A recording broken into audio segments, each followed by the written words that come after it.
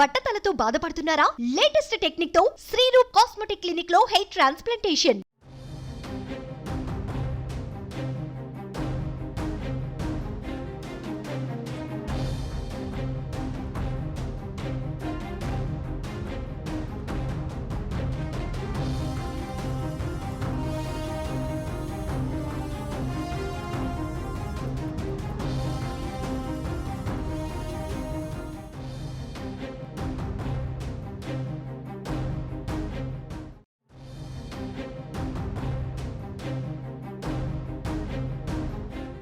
Skill development scam కేసులో TDP అధినేత చంద్రబాబు దాఖలు చేసిన క్వాష్ పిటిషన్పై మరోసారి సుప్రీంకోర్టులో విచారణ వాయిదా పడింది. స్కిల్ స్కామ్ కేసుపై సుప్రీంకోర్టులో విచారణ జరగగా చంద్రబాబు తరపున సాల్వే, సిఐడి తరపున ముకుల్ రోహత్కి వాదనలు వినిపించారు.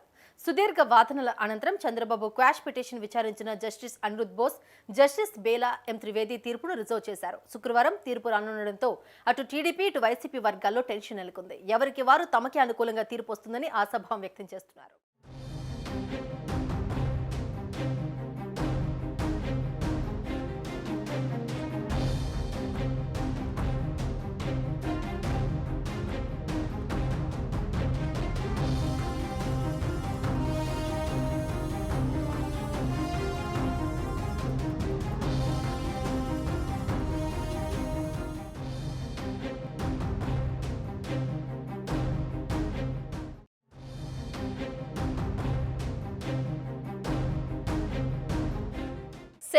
ఏ సెక్షన్ అనేది నిజాయితీ కలిగిన ప్రభుత్వ అధికారులకు, ప్రజాప్రతినిధులకే వర్తిస్తుందని సిఐడి తరపున ముకుల్ రోహత్కి వాదనలు వినిపించారు.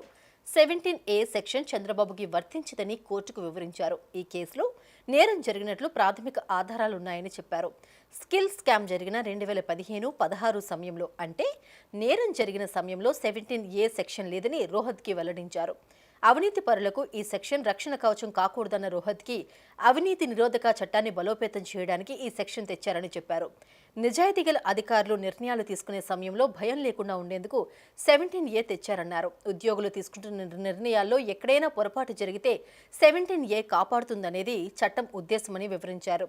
అరెస్టు చేసిన 5 రోజులకే క్వాష్ పిటిషన్ వేయడం అత్యంత తొందరపాటు చర్య అని రోహత్కి వాదించారు. విచారణ చేస్తున్న అధికారులకు కనీసం సమయం ఇవ్వకపోవడం కూడా సరికాదని తెలిపారు. సెక్షన్ 482 ప్రకారం క్వాష్ చేయడం అనేది అత్యంత అరుదైన కేసుల్లోనే తీసుకునే నిర్ణయం మాత్రమే అని అన్నారు. కేసు ట్రయల్ దశలో ఉన్నప్పుడు సెక్షన్ 482 ద్వారా క్వాష్ కోరడం సరికాదని తెలిపారు. గతంలో కొన్ని కేసులో పీసీ యాక్ట్ కొట్టేసిన సెక్షన్ 4 ప్రకారం ఐపీసీ సెక్షన్లపై స్పెషల్ ట్రయల్ కోర్టు విచారణ కొనసాగించవచ్చన్నారు రోహత్కి.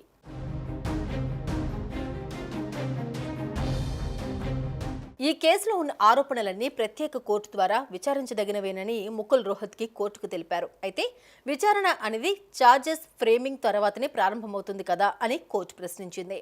ముందుగా పీసీ యాక్ట్ పెట్టిన తర్వాత మళ్లీ దానిని తీసేస్తే స్పెషల్ జడ్జికి విచారణ అధికారం ఉండదు కదా అని కోర్టు ప్రశ్నించింది. పీసీ యాక్ట్ వర్తించకపోయినా మిగిలిన సెక్షన్లపై విచారించవచ్చని రోహత్కి సమాధానమిచ్చారు. ఈ కేసులో మరింత దర్యాప్తు అవసరమన్న ముకుల్ రోహత్కి చంద్రబాబు పిటిషన్ ఆధారంగా క్వాష్ చేయొద్దని కోర్టుకు కోరారు. వందల కోట్ల అవినీతి జరిగినట్టు ఆరోపణలు ఉన్నప్పుడు సిఆర్పిసి 482 సెక్షన్ కింద క్వాష్ చేయలేము అని స్పష్టం చేశారు. అందుకు జస్టిస్ బేలా త్రివేది స్పందించారు. ఆరోపణలు ఉన్నప్పుడు ఛార్జ్షీట్లు వేసి విచారణ జరిపి శిక్ష వేయొచ్చు, అంతేకాని కేవలం ఆరోపణలతోనే అన్ని నిర్ణయాలు తీసుకోగలుగుతామా అని ప్రశ్నించారు. దాంతో ముకుల్ రోహత్కి ఈ అంశం అవినీతి కేసుల కిందకు వస్తుందంటే పరిగణలోకి తీసుకోండి, లేదంటే క్వాష్ చేయండి అని విన్నవించారు. ఈ క్రమంలో ద్విసభ్య ధర్మాసనంలోని జస్టిస్ అనిరుద్ బోస్ స్పందిస్తూ, ఇప్పుడు మనం మాట్లాడుతోంది ఈ కేసుకు 17A వర్తిస్తుందా లేదా అనేదే కదా అని సూటిగా ప్రశ్నించారు. కేసుల నమోదు, ఛార్జిషీట్లు వేయడం, విచారణ అన్ని కేసుల్లోనూ జరిగేవే కదా అని వ్యాఖ్యానించారు.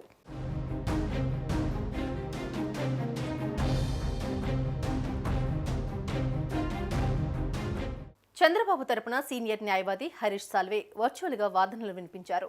చట్ట సవరణను ముందు నుంచి వర్తింపజేసే అంశంపై పలు తీర్పులను ప్రస్తావిస్తూ వాదనలు వినిపించారు.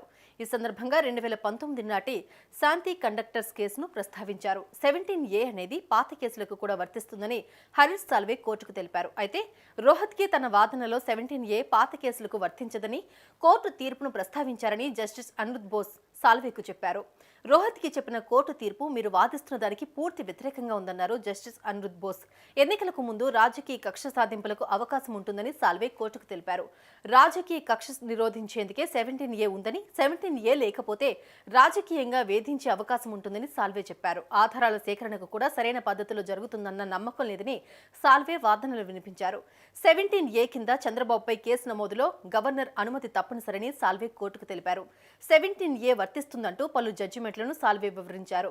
రిమాండ్ రిపోర్ట్, కౌంటర్ అఫిడవిట్లు మొత్తం ఆరోపణలతో నిండి ఉన్నాయన్న సాల్వే విపక్ష నేతలను విచారించడం తమ హక్కుగా భావిస్తున్నారని వాదనలు వినిపించారు.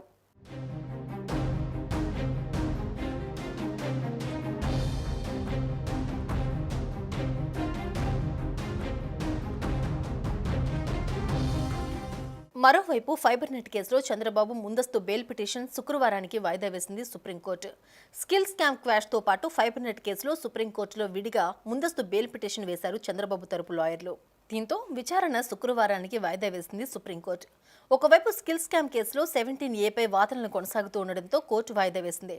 శుక్రవారం వరకు ఫైబర్ నెట్ కేసులో బాబును అరెస్టు చేయొద్దని రోహత్గీకి సుప్రీంకోర్టు సూచించింది.